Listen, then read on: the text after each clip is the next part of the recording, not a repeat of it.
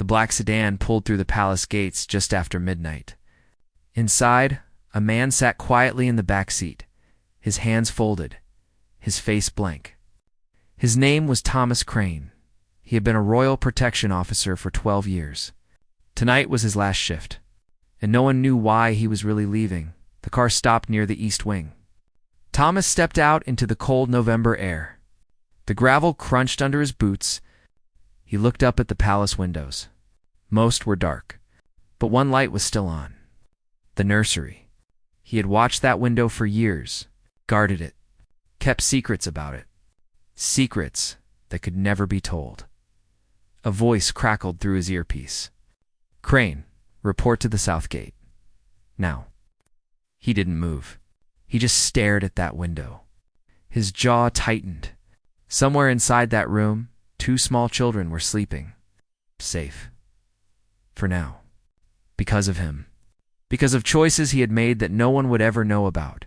If you love real stories about courage and sacrifice, stay with us. You won't believe what happens next. And if you're new here, hit that subscribe button. You don't want to miss this. Thomas had started working for the royal family when Prince William's first child was born. He wasn't assigned to the family at first. He worked perimeter security. Gates, fences, cameras, boring stuff. But he was good at his job. Quiet, focused. He noticed things others didn't, single quotes. One night, 3 years ago, he saw something strange. A man standing outside the palace walls. Not a tourist. Not a photographer. The man wore dark clothes. He didn't have a camera. He just watched. Thomas reported it. His supervisor brushed it off. Said it was nothing. But Thomas didn't forget. 2 weeks later, the same man was back. This time closer. Thomas followed him on foot after his shift ended. The man led him through back streets, into a cafe. Thomas sat outside and watched. The man met with someone. A woman. They talked in low voices. Thomas couldn't hear the words. But he saw the woman slide a folder across the table. Inside were photos.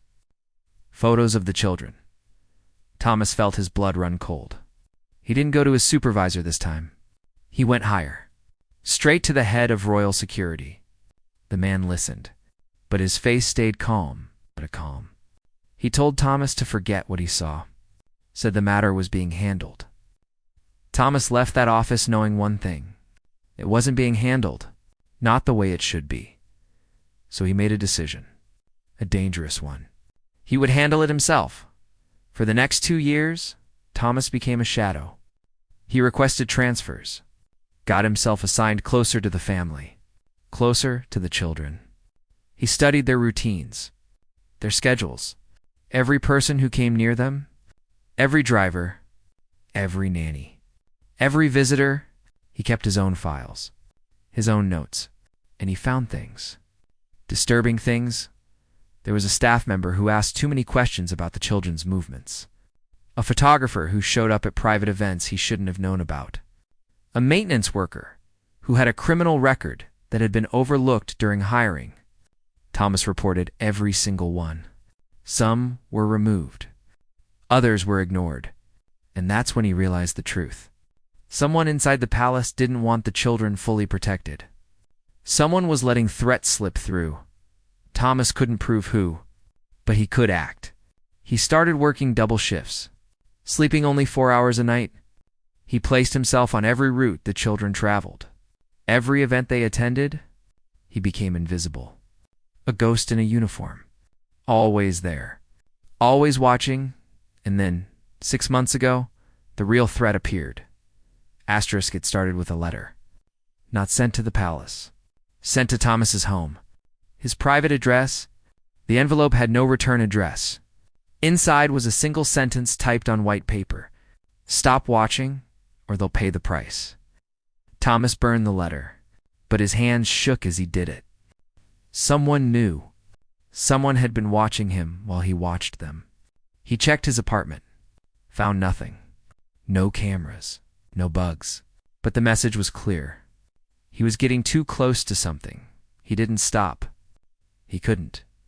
Because 2 days after the letter arrived, he intercepted something else.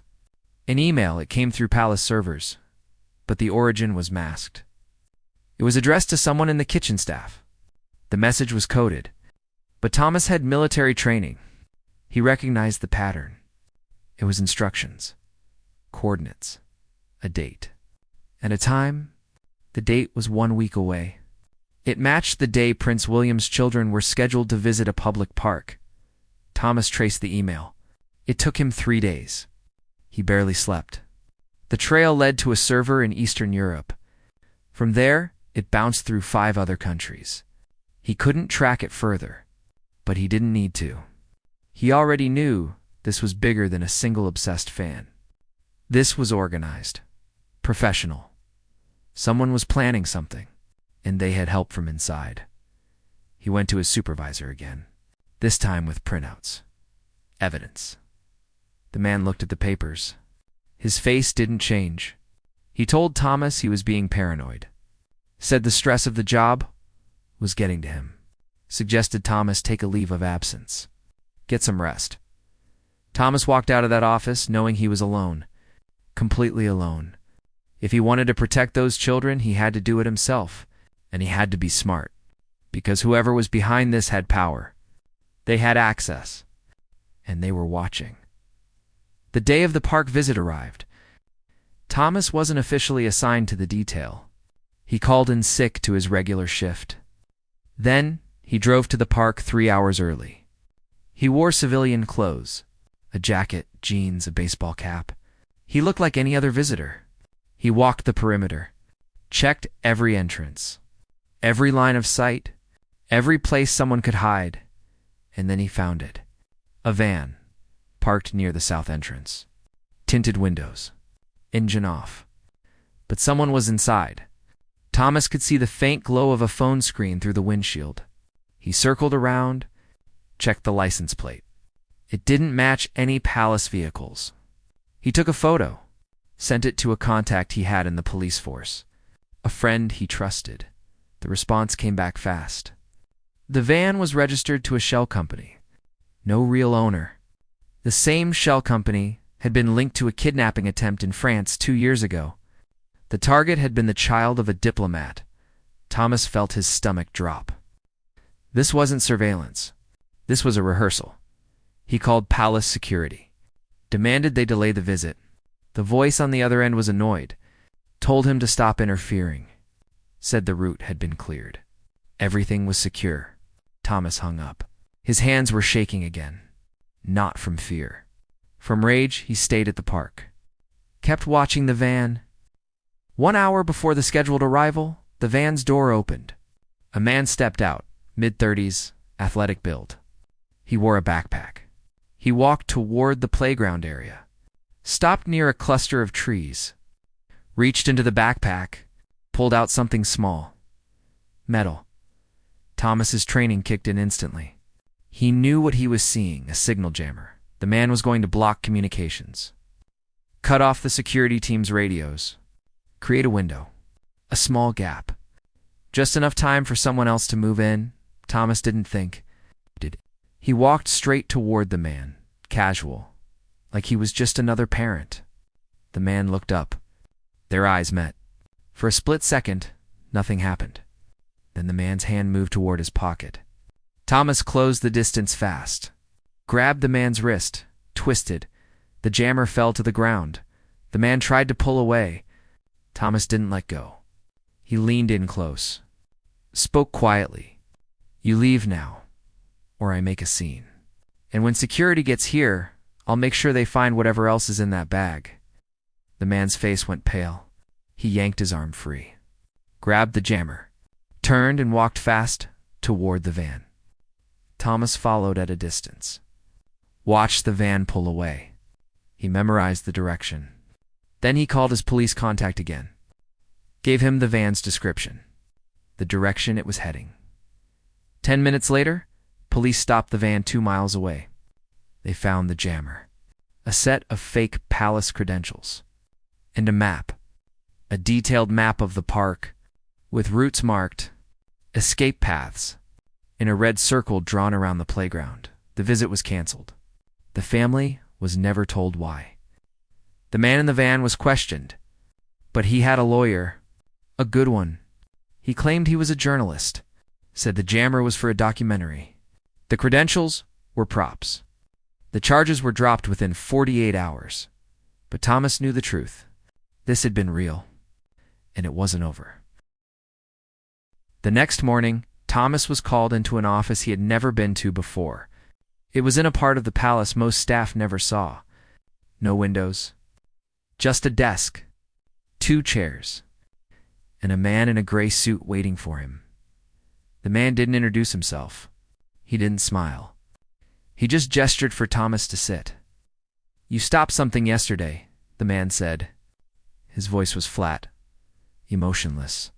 Thomas nodded. "I did my job. Your job is perimeter security, not field investigation, not interference." Thomas felt his jaw tighten. Someone had to do something. The man leaned forward. His eyes were cold. "You've been conducting unauthorized surveillance, accessing files you have no clearance for, making reports outside the chain of command. Do you understand how serious this is?" Thomas stared at him. "Do you understand that 2 children almost got taken yesterday?" The man didn't blink. The situation was under control. No, it wasn't. Thomas leaned forward too. "That van had been there for 3 days. I checked. No one else noticed. No one else cared. And if I hadn't been there, if you hadn't been there, our team would have handled it. Your team let a man with a jammer walk into a public park." The room went silent. The man in the gray suit studied Thomas for a long moment. Then he reached into his jacket, pulled out a folder, placed it on the desk. "This is your service record," the man said. 12 years exemplary. Not a single complaint. Not a single mistake. He opened the folder, flipped through pages. "Until 6 months ago? That's when you started acting erratically. Missing reports. Ignoring direct orders. Showing signs of paranoia." Thomas felt his blood go cold. "They were building a case against him. You're being reassigned," the man continued. "Effective immediately. You'll be placed on administrative leave pending a psychological evaluation." Thomas stood up. "You're trying to silence me. We're trying to help you."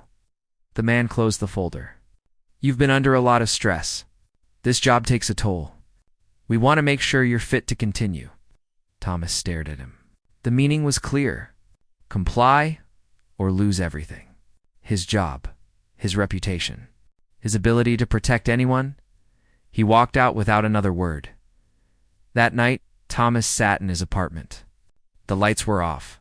He stared at the wall, at the files he had hidden behind a loose panel. Years of notes, photos, evidence, all of it pointing to the same conclusion. Someone inside the palace wanted those children vulnerable, and they were willing to destroy anyone who got in the way. He pulled out his phone, scrolled through his contacts, stopped on one name, an old friend from his military days, a man who now worked in private security. Thomas hadn't spoken to him in 5 years, but if anyone could help, it was him. He made the call. The voice that answered was gruff, cautious. "Thomas, that you?" "Yeah, it's me." Thomas took a breath. "I need a favor. A big one." There was a pause. "Then, what kind of trouble are you in?" Thomas told him everything. The van, the emails, the threats, the man in the gray suit. His friend listened without interrupting. When Thomas finished, the line went quiet for a long moment. "You know what you're saying, right?" His friend finally said. "You're talking about corruption. Inside the royal security apparatus? That's not something you can just prove with a few files." "I know. And if you're wrong, your life is over." "I'm not wrong." Another pause. "Then, all right. Meet me tomorrow. Bring everything you've got. We'll figure this out."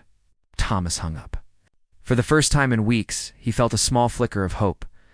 Maybe he wasn't alone after all. The next day, Thomas drove to a cafe on the edge of London. His friend was already there, sitting in the back corner.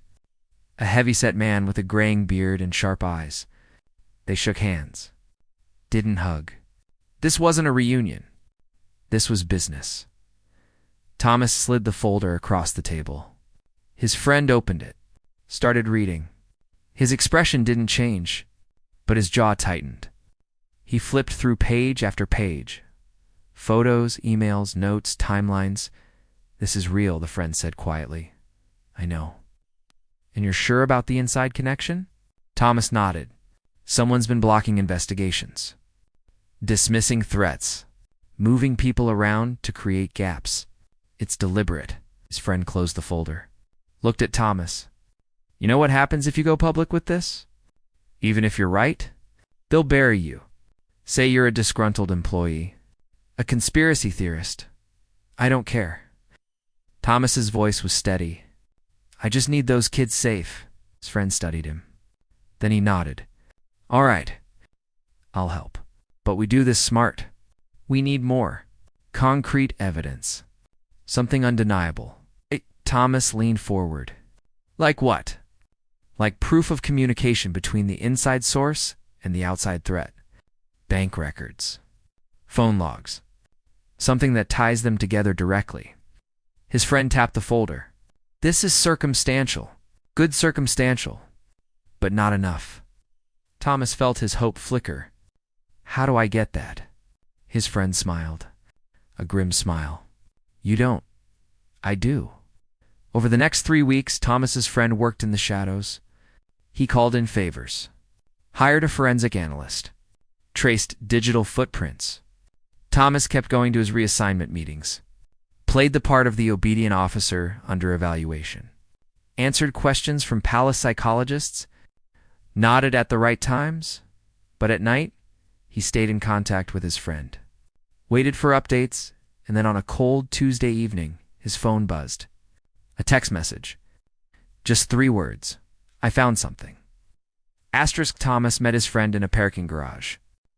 Late at night, no cameras, no witnesses. His friend handed him a USB drive. "What's on it?" Thomas asked. "Bank transfers, offshore accounts, payments made from a shell company to someone inside palace security." His friend's voice was low, urgent. "The same shell company that owned the van?" Thomas felt his chest tighten. "Who?" His friend hesitated. "You're not going to like it." Thomas waited. "Deputy head of security, Martin Hale." The name hit Thomas like a punch. Hale, the man who had dismissed his reports, who had told him to take leave, who had called him paranoid. Thomas's hands trembled as he held the USB drive. "Are you sure?" he asked. "Payment started 2 years ago. Small amounts at first, then bigger. The last transfer was made 1 week before the park incident." His friend's expression was dark. He was coordinating it. All of it. Thomas stared at the drive. His mind raced. Hale had access to everything. Schedules, routes, security protocols. If he wanted to create a vulnerability, he could, and no one would question him. "What do we do with this?" Thomas asked. "You take it to someone you trust? Someone higher up than Hale. Someone with the power to act." Thomas shook his head. "I don't know who I can trust anymore." His friend put a hand on his shoulder. "Then you go outside the palace. Police press. Someone who can't be controlled." Thomas looked at him. "If I do that, this becomes public. The family, the children, their safety gets exposed. If you don't, Halle stays in position, and the next attempt might succeed." Thomas closed his eyes. The weight of the decision crushed down on him. Either way, he risked everything. But only one path protected the children. "I'll figure it out," Thomas said quietly. His friend nodded. "Be careful. Hale's smart, and if he knows you have this, he'll come after you." They parted ways. Thomas drove home in silence. The USB drive felt like a bomb in his pocket. He knew what he had to do, but he needed time. Time to think. Time to plan. He didn't have it. The next morning, Thomas woke to pounding on his door. He checked the time. 6 a.m. He opened the door. 2 men in suits stood there. Palace security. Not officers he knew. Thomas Crane. One of them said, "Yes, You need to come with us. Thomas's heart sank. Why? Deputy Head Hell wants to speak with you immediately. Thomas hesitated. His mind raced. Did Hale know? Had someone tipped him off? He glanced back into his apartment. The USB drive was hidden, taped under his kitchen table. He couldn't retrieve it now. Let me get my jacket, Thomas said. They didn't let him go inside alone. One of them followed. Watched him. Thomas grabbed his jacket, kept his face calm, walked out with them. They drove him to the palace, but not to the main building. To a side facility, a place used for interrogations. Thomas had been there before, but never as the one being questioned. They led him into a small room. Gray walls, a table, 3 chairs, and Hale, sitting there, waiting. Hale smiled. It didn't reach his eyes. Thomas. Sit. Thomas sat. The 2 officers left. It was just him and Hale now. You've been busy, Hale said. His voice was soft, almost friendly. Making calls. Meeting with old friends. Digging into things that don't concern you. Thomas said nothing. Hale leaned back in his chair. I gave you a chance, you know. Told you to take leave. Rest. Let things go.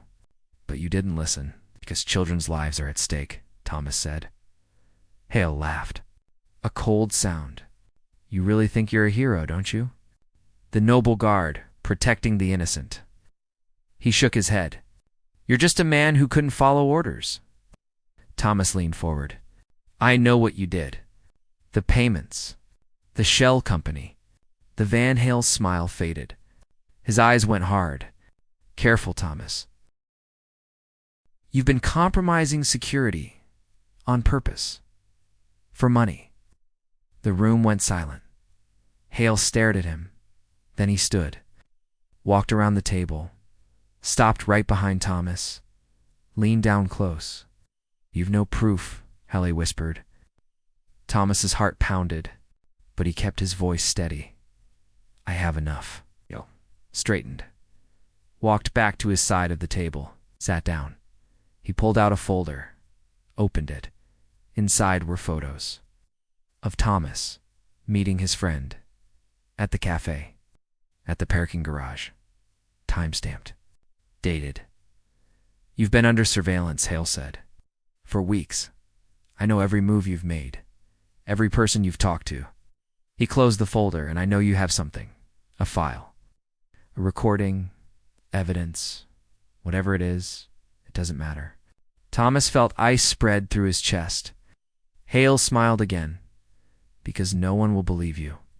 A disgraced officer, diagnosed with paranoid delusions, acting erratically, making wild accusations against a decorated deputy head. He tapped the folder. Your credibility is gone, Thomas. And if you try to go public, I'll make sure you're destroyed completely. Thomas stared at him. His mind raced. Hale was right. He had been outmaneuvered. Even with the evidence, who would believe him? The palace would close ranks. Protect one of their own. And Thomas would be branded a liar, a lunatic. But then he thought of that window, the nursery. Is the light still on? The children sleeping. He's trusting that someone was keeping them safe. You're wrong about one thing, Thomas said quietly. Hale raised an eyebrow. What's that? I'm not trying to be a hero. Thomas stood, looked Hale in the eye. I'm just making sure you fail. Hale's expression darkened. Sit down. Thomas didn't move. You can threaten me? Ruin me? I don't care. But I'm not the only one who knows now. You can't stop what's already in motion. For the first time, Hale looked uncertain. What are you talking about? Thomas didn't answer. He walked to the door, tried the handle. It was locked. He turned back to Hale. You should have been more careful about who you followed. Ole stood, his face twisted with anger. What did you do? Thomas smiled. A real smile, my friend? You've been watching? He's not just private security. He has contacts, journalists, investigators. People who can't be bought. He stepped closer. And this morning, before your men knocked on my door, I sent him a message. Told him if I didn't check in by noon, he should release everything. Hale's face went pale. You're bluffing. Thomas checked his watch. It's 11:15. The room went dead quiet. Hale stared at him, his jaw clenched. Then he moved fast, grabbed his phone, started dialing. Thomas watched, waited. This was it, the gamble. If Hale called his bluff, Thomas had nothing. But if Hale believed him, if he panicked, he might make a mistake. Hale spoke into the phone. Low, urgent. Thomas couldn't hear the words, but he could see Hale's expression. The fear, the anger, the realization that he was losing control. Hale hung up, looked at Thomas. You just signed your death warrant. Thomas held his gaze. Maybe, but the children will be safe. Hale slammed his hand on the table. Sound echoed in the small room. You think you've won? You think exposing me saves anyone?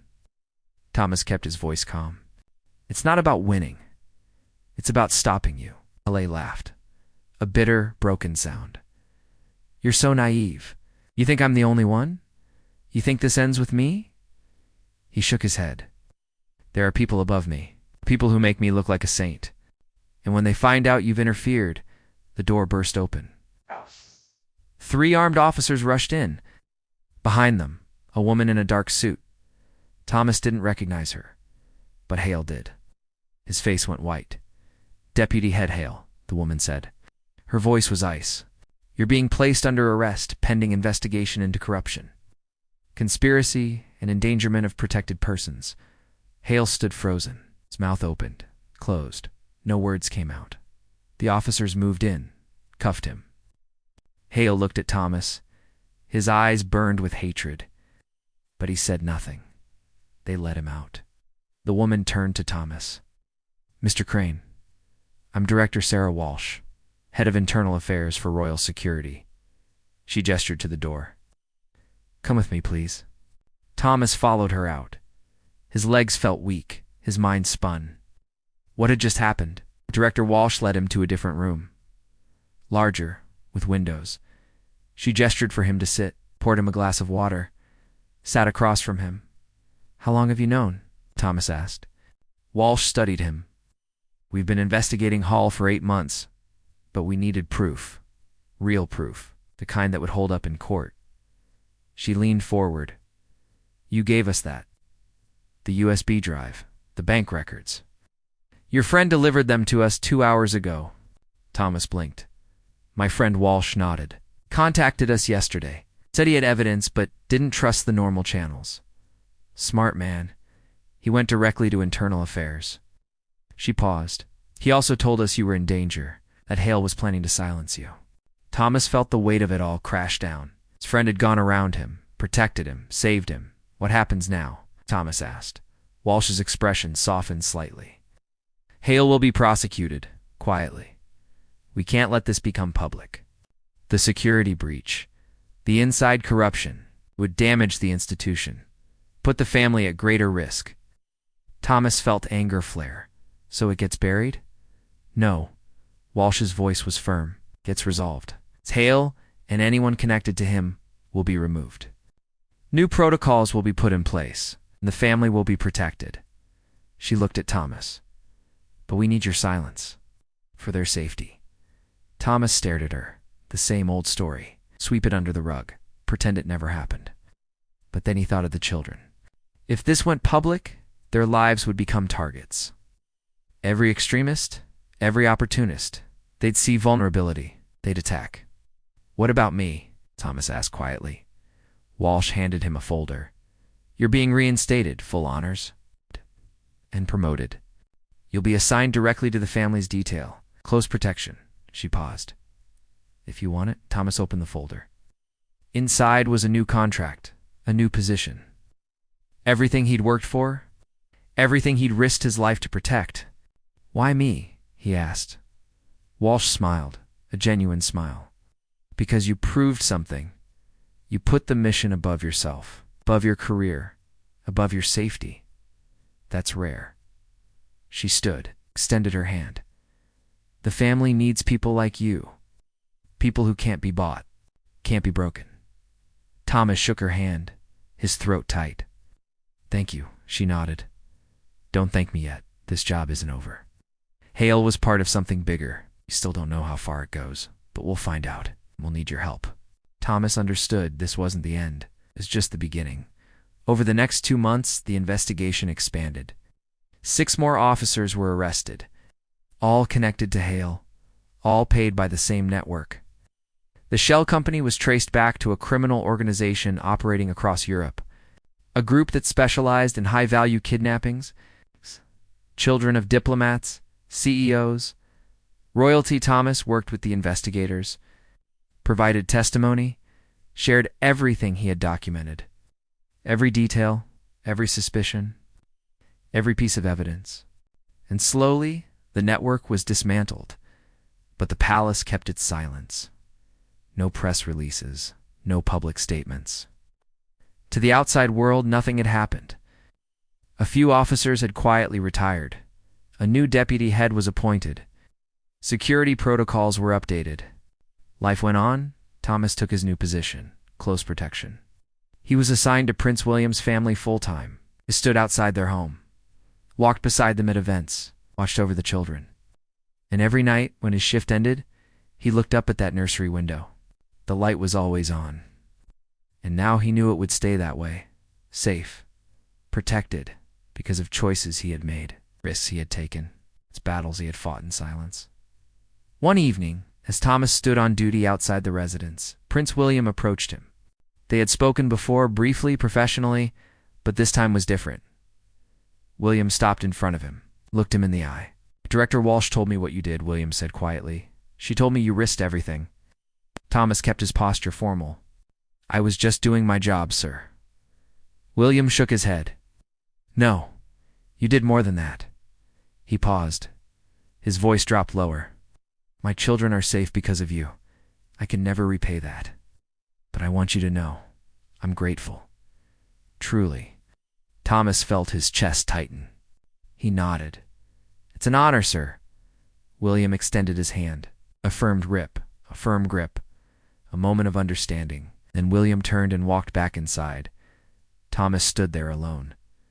The night air cold around him. But inside he felt warm, whole.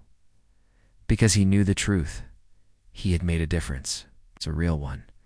And no one would ever know the full story. The palace would keep its secrets. Hide the corruption. Bury the scandal. But Thomas didn't need recognition. He didn't need medals or praise. He just needed to know that when he looked up at that window, the children behind it were safe. And they were. 3 years passed. Thomas remained at his post. Close protection. Silent guardian.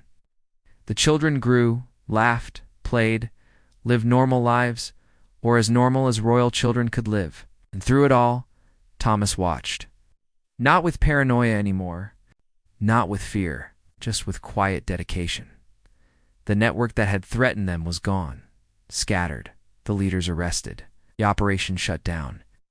But Thomas never forgot how close they had come, how fragile safety really was, how quickly everything could have gone wrong.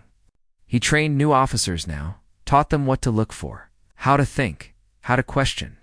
He told them about patterns, about threats hiding in plain sight, about the importance of trusting your instincts. He never mentioned Hale, never told them the real story, but they learned from his experience all the same. One afternoon, Thomas received a call. His old friend, the one who had helped him expose Hale. They hadn't spoken much since the investigation ended. Different worlds, different lives. "How are you holding up?" his friend asked. "Good, busy. Still watching over them every day?" There was a pause. Then his friend said, "You ever regret it? Walking away from a normal life?" Thomas looked out the window of his office, could see the palace grounds, the gardens, the gates. Somewhere beyond those walls, the children were playing. "No," Thomas said. "Never." His friend laughed. "You're a better man than me. I just know what matters." They talked for a few more minutes, made plans to meet for a drink, then hung up. Thomas sat back in his chair, thought about those words. What matters? For him it had always been simple. It's protecting those who couldn't protect themselves, standing in the gap. Being the shield no one sees. That evening Thomas stood outside the residence again. The sun was setting. Orange light spilled across the grounds. The air was still, peaceful. A car pulled up. Prince William stepped out. He saw Thomas, waved.